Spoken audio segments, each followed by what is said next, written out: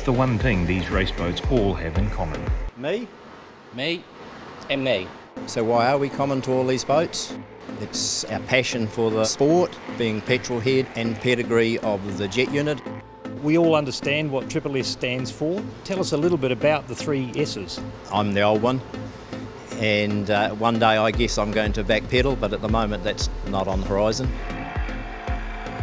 Nicholas served his time as an apprentice in another company that I owned, and Michael's joined hands with us coming from Scaller-Ups. He's the computer guru, Nick's the young hand, I'm the old hand. So what do you make? Predominantly these days marine components across the board, race or family boats.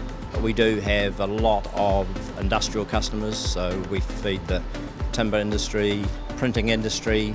In New Zealand we make components for, or tooling for. It's not just marine, and we don't like having all of our eggs in one basket if we can help it. Speaking of being all in one basket, Nick's in one basket, isn't he, in terms of a race boat these days? Yes, that's negative. I didn't want that to happen. We've stayed independent is the whole idea. If a Nick got his way and got a race boat, well then my time would be soaked up more than what it is now. It's our business. We like to look after everybody.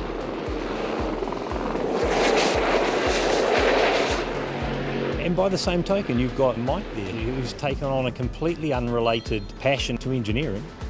Yes, but it goes back through the blood. His grandmother was a good photographer and gave him the urge to buy a nice camera, and it's just blossomed from there.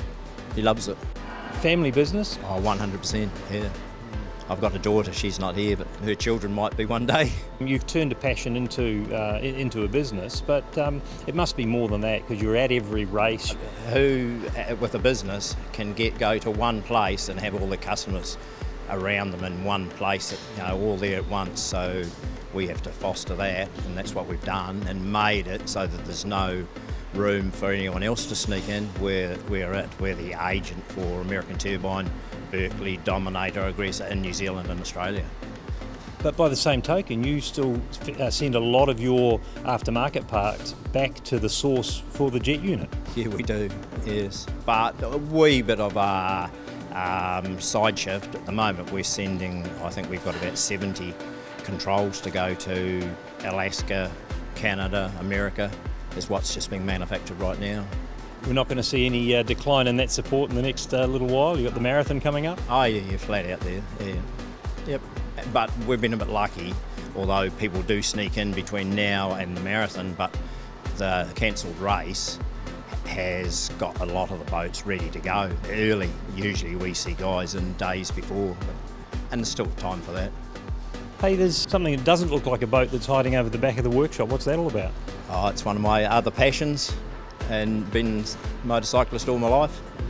There's probably about 5 more in my garage at home that don't go, 72 Bonnies and 1,000 bits, but it's going to be ridden when I retire.